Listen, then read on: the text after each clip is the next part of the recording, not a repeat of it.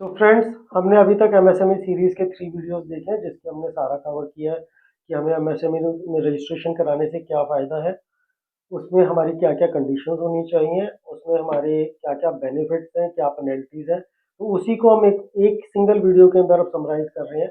MSME act 2006 के accordingly जो हमारा सेक्शन 43 बी इनकम टैक्स के अंदर चेंजेस आए हैं, उसमें अब अगर हम अपनी माइक्रो और स्मॉल इंडस्ट्रीज़ के जो वेंडर्स हैं, उनको अगर लेट पेमेंट करते हैं, तो उस साल में हमें उसका एक्सपेंस अलाउ नहीं होगा। अला एक्सपेंस अलाउ ना होने का मतलब ये है कि उतने एक्सपेंस पे हमें इनकम टैक्स देना पड़ेगा।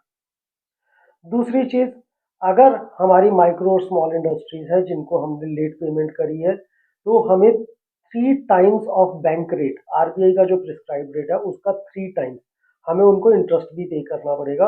और साथ ही साथ ये जो इंटरेस्ट हम पे करेंगे, वो इंटरेस्ट हमारे को हमारे एक्सपेंसेस में अलाउ नहीं होगा।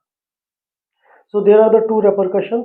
अब हमें ये समझना पड़ेगा कि हमारी माइक्रो और स्मॉल एंटरप्राइजेज है क्या। सो माइक्रो एंटरप्राइजेज वो एंटरप्राइजेज हैं जिनकी टर्नओवर 5 करोड़ से कम है और जिनकी प्लांट एंड मशीनरी में इन्वेस्टमेंट 1 करोड़ से कम है। तो हाँ जी, दो कंडीशंस है, टर्नओवर 5 करोड़ से कम और प्लांट एंड मशीनरी के अंदर इन्वेस्टमेंट 1 करोड़ से कम। अब अगर दूसरी इंडस्ट्रीज आती है जिनकी या तो टर्नओवर 5 करोड़ से ज्यादा है या प्लांट एंड मशीनरी में इन्वेस्टमेंट 1 करोड़ से ज्यादा है लेकिन 10 करोड़ तक, और टर्नओवर 5 करोड़ और 50 करोड़ के बीच में है, तो वो कवर हो जाती है स्मॉल के अंदर, अगर दोनों कंडीशन सेटिस्फाई होती है। और अगर कोई भी इंडस्ट्री ऐसी है जिसकी या तो टर्नओवर 50 करोड़ से ज्यादा है या उनकी प्लांट एंड मशीनरी के अंदर इन्वेस्टमेंट 10 करोड़ से ज्यादा है, तो वो मीडियम में चले जाती है और उसके बाद लार्ज एंटरप्राइज में। तो अभी क्योंकि ये बेनिफिट सिर्फ माइक्रो और स्मॉल इंडस्ट्रीज के लिए, तो we are focusing only and only on micro industries and small industries.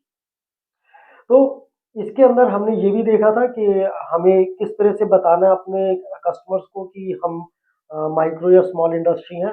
पहली चीज़, हम अपना उद्यम रजिस्ट्रेशन सर्टिफिकेट अपने कस्टमर्स को भेज दें।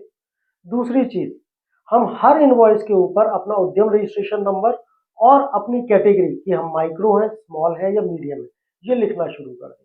तो इसके बाद हमारे कस्टमर के पास ये एक्सक्यूज नहीं रहता कि हम उसको हमारे बारे में ये नहीं पता कि हम एमएसएमई में फॉल करते हैं या नहीं करते। इसी तरह से हमें अपने वेंडर्स का ध्यान रखना है कि हमारे वेंडर्स की इनवॉइसेस जब हमारे पास आएंगी या उनकी मेल्स आएंगी, तो हमें अपना एक चार्ट बना करके रखना है कि कौन सा वेंडर हमारा माइक्रो में कवर हो रहा है और कौन सा स्मॉल में कवर हो रहा है। एंड मोस्ट इंपॉर्टेंट थिंग जो आप ध्यान रखिए, डेट 1 अप्रैल 2024 मीन्स 1 अप्रैल 2024। 1 अप्रैल 2024 से ये सारे के सारे प्रोविजन इम्प्लीमेंट हो रहे हैं। तो जो भी पेमेंट्स हमारी हम जो भी ट्रांजेक्शन्स 1 अप्रैल या उससे बाद में 1 अप्रैल 2024 और उसके बाद करेंगे, वो सारी इसके अंदर फॉल करेंगी। हाँ, जो भी आपकी इनवॉइसेज या एक्सपेंसेस अनपेड है 31 मार्च 2024 को, वो इसके अंदर अभी कवर नहीं होंगे। तो हम अपनी कैश फ्लो मैनेजमेंट और फंड्स प्लानिंग इस हिसाब से करें कि 1 अप्रैल 2024 से हम इसका पूरी तरह से ध्यान रखें। Thank you.